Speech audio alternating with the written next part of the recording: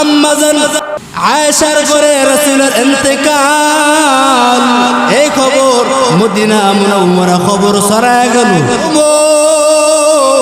শোনা মাত্র তলোয়ারটা হাতে নেয়, নিয়ে দৌড়া মদিনার অলিগলিতে দৌড়াইয়া কয়, যে বলবে নবী নাই তার গর্দান উড়াইয়া দিব। কারণ আমি ওমর মেনে নিতে পারি না, কারণ আমি ওমর রাসূলের বড় পাগল। ওমর মদিনা অলিগলিতে দৌড়ায়, যে বলবে আমার নবী নাই তার গর্দান উড়াইয়া দিব। আবু বকর শুনল যে ওমরের মাথা বড় করো। হযরত আবু বকর দৌড়াইয়া আসলেন, আয়েশা সোজা সোজা মিম্বরে দাঁড়ায় গেলেন। দাঁড়াইয়া গিয়া আয়াত তেলাওয়াত করলেন, আমা মুহাম্মাদুন ইল্লা রাসূল কদ খলাত মিন ক্বাবলিহির রাসূল। আয়াতটা তেলাওয়াত করার সঙ্গে সঙ্গে হযরত ওমরের পুরা দেহটা মনের মতো নরম হয়ে গেছে। রাগ ঠান্ডা কন্ট্রোলে নিয়ে আসলো। ওমর কয়, এতক্ষণ আমি চিল্লাইলাম আমার নবী নাই, কেউ এই কথা বলবা না। আজকে আবু বকর মিম্বরে দাঁড়াইয়া আয়াত তেলাওয়াত করলো, তো আমার মনে হয় সম্পূর্ণ আয়াতের আসরটা আমার ওমরের উপরে বললো। ওমর কয়, আমার নবী দুনিয়ার থেকে বিদায় হয়ে গেছে, এটা আমি ওমরের বিশ্বাস হয় নাই। কারণ আমি ওমরের এই দুই চক্ষুটা শীতল হয়ে যেত রহমতের নবীকে দেখা। সাহাবায়ে কেরাম জমিনের মধ্যে ঘোরাঘুরি খায়। একটা মুরগি যেমন জবাই করলে মুরগটা যেমন ভাবে লাভ হয়, আর সাহাবায়ে কেরামের এই হাল, এই খবর হয়ে গেছে নবী নাই, রহমতের নবী দুনিয়াতে নাই। সাহাবায়ে কেরাম গলা কাটা মুরগির মতন জমিনের মধ্যে লাফাইতেছে। হযরত বেলাল একটা ব্যাগের মধ্যে সমস্ত জামা কাপড় নিয়া হযরত বেলাল সবকিছু বাইদা ফেলছেন, আর মদিনায় থাকবে না। আবু বকর ডাক দেয়া করে, ভাই ও ভাই বেলাল, আপনি কেন মদিনার থেকে কই ছেড়ে চলে চলে? আবু বকর যখন বললেন, বেলাল ডাক দেয়া কই রে, ও ভাই আবু বকর, আমি কোন দেশে থাকবো, কোন এলাকায় আমি কদম রাখবো? যে এলাকার মধ্যে থাইকা নবীজিকে আমি দেখা কলিজা ঠান্ডা বানাইতাম, যে শহরে নবী থাকবে না ওই এলাকা, ওই শহরে বেলালের গন্ধ কেউ পাবে না। আবু বকর ডাক দেয়া কয়, রে ভাই বেলাল, রাসূল থাকলে তো আপনাকে বাইতুল মাল থেকে বাতা দিত, রাসূল নাই কি হয়েছে বাইতুল মাল থেকে বাতা দিব আপনাকে? বেলাল ডাক দেখ, ও ভাই আবু বকর, আপনি আমাকে কি বাইতুল মাল থেকে বাতা দিবেন? আমাকে একটা আগে প্রশ্নের জবাব দেন, রহমতের নবীকে একটু সামনে দেখা দিতে পারবেননি? এবার আবু বকরের মাথাটা নত হয়ে গেল। এবার আবু বকর আর কোন জবাব দিতে পারেন। হযরত বেলাল এই সব কিছু নিয়া দামেস্কের মধ্যে চইলা গেছে, আর আসে না।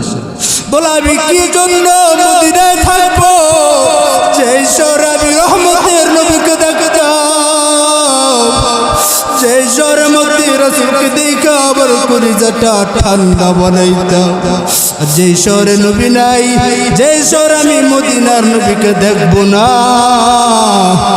ওই জায়গা থেকে আমি বেলাল থাইকা কোনো লাভ নাই। বেলাল চলে গেলেন। কিছুদিন পর 6 মাস যাইতে না যাইতে রহমতের নবী বেলালের ঘুমের ঘরে দামেস্কে চলে গেলেন। ওইখানে গিয়া রহমতের নবীর এক ডাক কয়, এরে বেলাল কই আছো?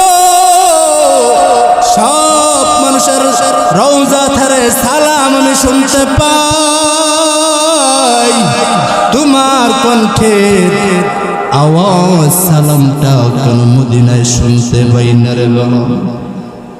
ও বেলাল, আজ বহুদিন হয়ে গেছে তোমাকে দেখি না। বেলাল সকালে ঘুম থেকে উঠাই একটা দৌড় দিছে, দৌড় দিয়া মদিনার মধ্যে প্রবেশ করছে। সব মদিনার মানুষেরা এলান ছড়ায় দিল। ছোট ছোট বাচ্চারা বালকরা বলতেছে, যেহেতু বেলাল আসছে মনে হয় রহমতের নবীও পিছনে আসছে। বেলাল মদিনা ঢুকতে না ঢুকতে মদিনার চারো কর্নারে আলান, মা মনে হয় রহমতের নবী বেলালের সঙ্গে আসতেছে। বেলাল ঢুকা মাত্র সবাই জড়ায় ধরলেন, ভাই বেলাল, এ ভাই বেলাল, তুমি চলে গেছো, আর তোমার কণ্ঠের আজান শুনতে পারি না। রাসূলের নাতি হাসান আর হুসাইন দৌড়াইয়া চাচা বেলালের কাছে হাজির। সবাই হাজির হওয়ার সঙ্গে সঙ্গে নাতি হাসান আর হুসাইন চলে আসলেন। সকলের অনুরোধ, ও ভাই বেলাল, একটু আজানটা শোনায় দাও। আজকে 6 মাস হয়ে গেল তোমার কণ্ঠের আজান আমরা কেউই শুনতে পারি নাই, কারো অনুরোধ রাখে না। এবার রাসূলের একজন সাহাবী ছিলেন সালমান ফারসি, দৌড়াইয়া গেলেন রাসূলের নাতির কাছে। ডাক দিয়া কয়, ও হাসান আর হুসাইন কই? ঘর থেকে বের হয়ে আসলেন আর বললেন, তোমাদের চাচা বেলাল আবার মদিনায় আসছে, চলো। রাসূলের নাতি হাসান আর হুসাইন দৌড়াইয়া রাসূলের সাহাবী, খুব ঘনিষ্ঠ সাহাবী হযরত বেলালের কাছে গেলেন। আর রাসূলের নাতি হাসান আর হুসাইন ডাক দিয়া কয়, ও চাচা যান, আজ বহুদিন হয়ে গেল আপনার কণ্ঠের আজান আমরা মদিনাবাসী শুনতে পারি নাই। ও চাচা যান, একটু আপনার কণ্ঠের আজানটা একটু শোনায় দেন, শুনতে মনে চায়। এবার অনুরোধে রাসূলের সাহাবী হযরত বেলাল এবার তাকাইয়া দেখতেছেন, মদিনার সবার কথা যদি নিষেধ করে দেই, এ রাসূলের নাতি হাসান আর হুসাইনের আবদার তো নিষেধ করা যায় না, কারণ দুই ভাইয়ের দিকে তাকাইলে মনে হয় রাসূল বলতেছে। দুনো ভাইয়ের আকৃতি একবার নাভির উপরটা হলো একবার রাসূলের আকৃতি, আর নিচের অংশ হলো আরেকবার আকৃতি। দুই ভাই যখন বলছেন মনে হয় রহমতের নবী বলতেছেন, আর নিষেধ করে নাই। হযরত বেলাল আজানের জন্য দাঁড়ায় গেলেন, আজানের লব্জ দিতেছেন, মদিনাবাসী কলিজাটা ঠান্ডা করতেছেন। আজ 6 মাস হয়ে গেল নবীও দুনিয়ার থেকে বিদায় হয়ে গেছে, বেলালের কণ্ঠের আজান আমরা মদিনাবাসী শুনতে পারি নাই।